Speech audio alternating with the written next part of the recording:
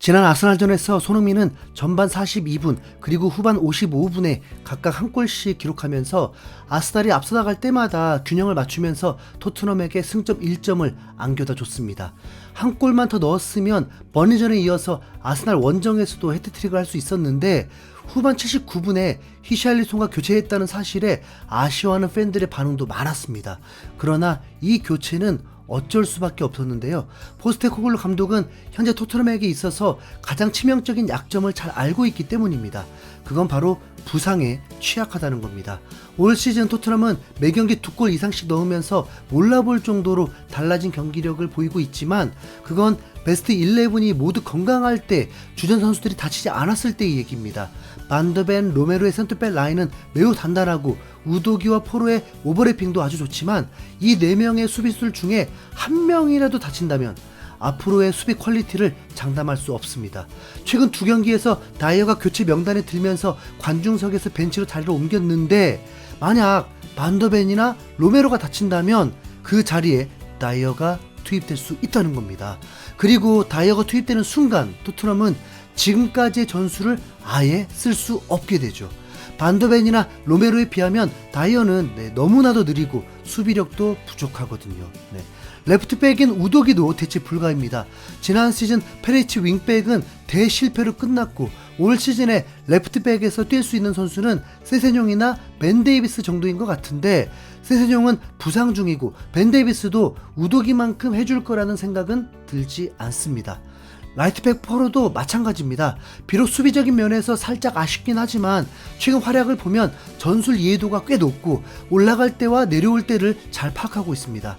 포로가 아니라면 에메르송이 나온다는 건데 에메르송은 분명 정이 가는 선수긴 하지만 엔지볼을 잘 이해했을지는 의문이죠. 투지는 있지만 자율성과 창의성을 추구하는 포스테코글루의 전술에는 맞지 않습니다. 이렇게 수비수들 한 명만 부상을 당해도 토트넘의 축구는 바로 위기에 빠집니다.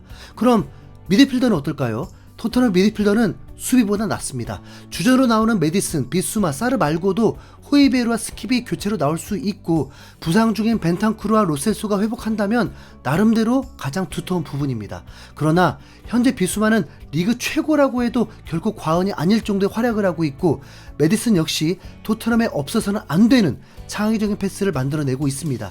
사르는 벤탄쿠르가 오면 밀릴 수도 있지만 그래도 지금까지는 매우 열심히 뛰고 있고요. 하지만 애초에 호이베르가 주전에서 밀린 그 분명한 이유가 북런던 더비에서 나왔는데요. 열심히 뛰어다니긴 하지만 메디슨처럼 득점 기회를 창조해내지는 못합니다. 아니 유망주인 사르에게도 밀리는 거니까 솔직히 메디슨과 비교하기 전에 이미 컷이죠. 메디슨과 비수마는 이미 대체 불가입니다. 여기에 공격진은 더욱 불안합니다. 토트넘은 역대 최다 득점자인 케인을 개막 하루 전에 미넨으로 이적시켰는데 의외로 지금까지 순항을 하고 있습니다. 그리고 그 이유는 오로지 손흥민 덕분입니다. 아무리 포스테코글루 감독의 전술이 좋아도 선수들이 골을 넣지 못하면 말짱 꽝이죠.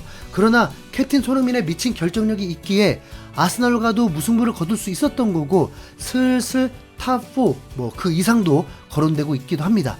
손흥민이 부상당한다고 생각하면 곧바로 토트넘의 공격은 답답해집니다. 히샬리송이 셰필드전 기적을 한번 썼지만 아주 냉정하게 보면 리그 2호 골에 불과했고 토트넘 이적 후 총 33경기 출전해서 단 2골밖에 넣지 못하고 있는 상황입니다. 물론 히샬리송의 강점이 없는 건 아니지만 손흥민과 비교하면 부족할 수밖에 없잖아요. 때문에 손흥민도 절대 부상당하면 안 됩니다. 이렇게 현재 토트넘의 주전 멤버들은 거의 모두 대체 불가능한 수준이기 때문에 이 중에 한 명이라도 부상을 당한다면 지금 같은 축구를 하기는 매우 어려워집니다. 그래서 엔지 감독은 손흥민과 메디슨을 교체할 수밖에 없었던 겁니다. 특히 메디슨의 경우에 조리지주와 경합하면서 무릎 부근에 부상을 입은 듯 했는데 그 이후에도 경기를 뛰긴 했습니다. 아직까지 확실한 검사 결과는 나오지 않았지만 거기서도 무리를 했다면 작은 부상이어도 더 위험해질 수 있으니까 무조건 뺐어야 했죠. 손흥민은 이미 2번의 동점골을 터뜨리면서 아스날 선수들에게 집중 견제를 당하고 있어서 후반으로 갈수록 부상 위험도가 높아졌고요. 게다가 엔지 감독의 경기 후 인터뷰를 보면 애초부터 손흥민과 메디슨의 컨디션이 100%라고 할 수 없는 상태였다 보니까 결코 부상당하면 안 되는 이 두 명의 선수를 교체하는 방법밖에 남지 않았던 거죠. 실제로 다른 각도에서 손흥민이 불편함을 느끼고 있는 장면이 포착되기도 했습니다. 선수를 관리하는 것도 감독 능력이라고 보면 분명 엔지 감독의 선택은 현명했습니다. 올 시즌 첼시와 맨유를 보면 더 확실해집니다. 첼시는 지난 시즌 12위라는 굴욕을 겪은 뒤에 올 시즌 포체티노 감독도 새롭게 선임하고 또 수천억을 쓰면서 선수를 보강했는데 현재까지 성적은 14위로 더 떨어졌습니다. 첼시 내부적인 사정은 정확히 모르지만 겉으로 보기에 가장 확실하게 드러나는 건 부상자들이 정말 많다는 건데요. 지난 시즌에도 10명 넘는 부상자를 안고 힘겨운 시즌을 보냈던 첼시인데 이번 시즌에도 변함없이 부상자 9명으로 리그 내에서 가장 많은 선수가 다쳤습니다.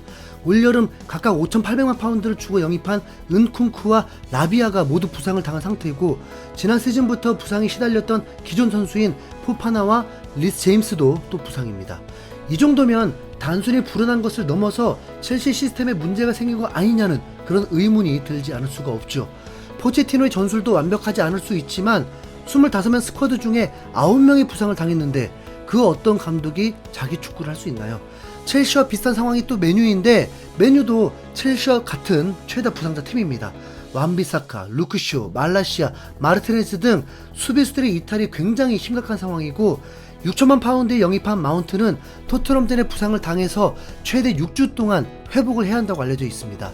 그래도 6경기 중에 3승을 하면서 현재 9위로 첼시보다 5단계나 위에 있는 건 사실이지만 맨유가 이긴 팀들은 울버햄튼, 노팅엄, 번리로 실질적인 경쟁자라고 할 수 있는 팀들인 토트넘, 아스날, 브라이튼에게는 다 졌습니다.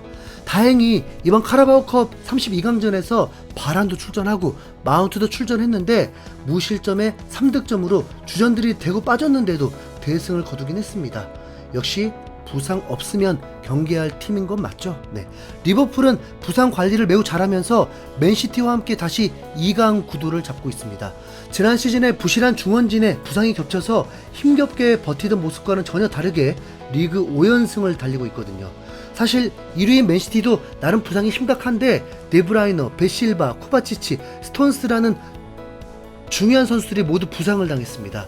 그러나 워낙 좋은 선수를 많이 갖춰서 이 정도 부상은 어떻게든 이겨내고 있습니다. 맨유나 첼시에 비하면 절반이니까요.